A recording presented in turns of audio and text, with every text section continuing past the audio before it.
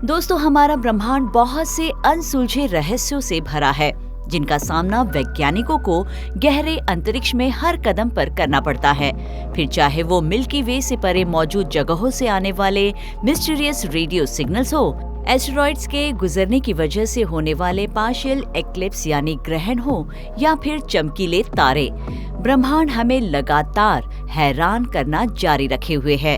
और अब एक और रहस्य ने एस्ट्रोनॉमर्स को परेशान कर दिया है, जिसकी वजह से वे हमारे ग्रह पर जीवन के अस्तित्व के लिए जरूरी स्रोत सूर्य पर सवाल उठा रहे हैं।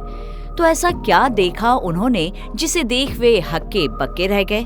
क्या इसकी मदद से हमें इस सवाल का जवाब मिल जाएगा कि ब्रह्मांड अस्तित्व में कैसे आया? स्वागत है आपका विज्ञान 360 में। आउटर स्पेस में अपनी लॉन्च के बाद से ही जेम्स वेब स्पेस टेलीस्कोप इस सवाल का जवाब तलाशने में लगा है कि हमारा ब्रह्मांड अस्तित्व में कैसे आया। इस दौरान उसने कई आकर्षक खोजें भी की। जेम्स वेब स्पेस टेलीस्कोप एक स्पेस टेलीस्कोप है जिसे खास तौर पर इंफ्रारेड एस्ट्रोनॉमी के लिए बनाया गया था। इसका हाई रिजोल्यूशन और हाई सेंसिटिविटी उपकरण इसे उन चीजों को देखने में मदद करता है जो बहुत पुरानी, दूर या धुंधली है। ये एस्ट्रोनॉमर्स और कॉस्मोलॉजिस्ट को पहले सितारों और पहली गैलेक्सीज के फॉर्मेशन की एक झलक देखने की अनुमति देता है। कुछ मामलों में ये प्रोक्सिमा सेंटोरी बी जैसे संभावित रहने लायक एक्सोप्लैनेट का डिटेल एटमॉस्फेरिक कैरेक्टराइजेशन भी मुहैया करवाता है। ये एक्सोप्लैनेट लाल छोटे तारे प्रोक्सिमा सेंटोरी के हैबिटेबल जोन के चारों ओर ऑर्बिट यानी परिक्रमा करता है।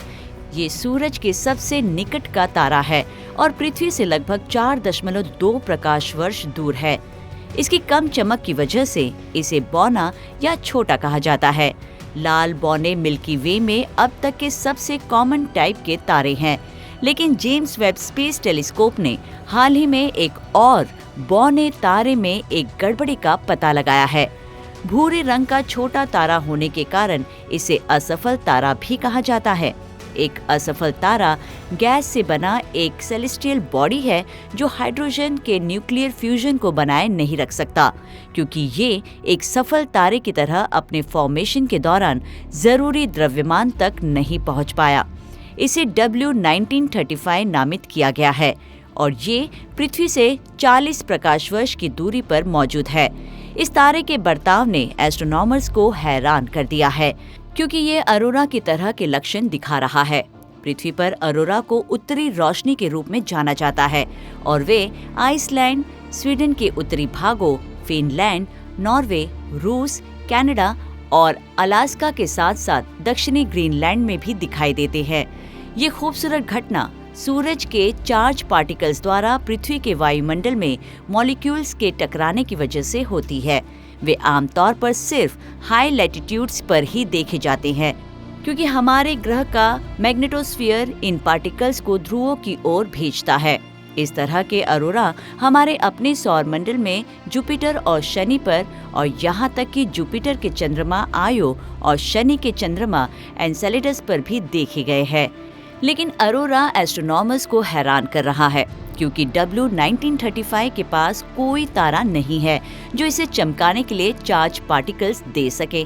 जेम्स वेब स्पेस टेलीस्कोप द्वारा देखे गए मीथेन से इंफ्रारेड उत्सर्जन द्वारा W1935 पर संभावित अरोरा का संकेत दिया गया था। जुपिटर और शनि जैसे गैस जाइंट पर जब इस तरह का मीथेन उत्सर्जन होता है तो वो हमारे सूर्य से चार्ज पार्टिकल्स द्वारा उनके वायुमंडल को गर्म करने की वजह से होता है, जिससे ध्रुवीय रोशनी पैदा होती है। यही बात W1935 पर भी लागू हो सकती है। बाहरी सोर्स स्रोत की कमी की वजह से भूरे बौने का अरोरा बनाने को लेकर वैज्ञानिकों का मानना है कि W1935 के अंदर इसके वायुमंडल में एनर्जी सप्लाई करने वाली कुछ इंटरनल प्रोसेस हो सकती है।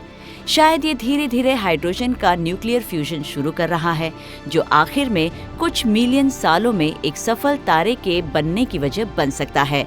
ऐसे में हमें इंतजार करना होगा ये देखने के लिए कि सेलेस्टियल पहेली आखिरकार कैसे सामने आती है। क्या आपको भी लगता है कि W1935 हमारे सूर्य की तरह एक सफल तारा बनने का संकेत दे रहा है? अपनी राय कमेंट कर हमें जरूर बताएं।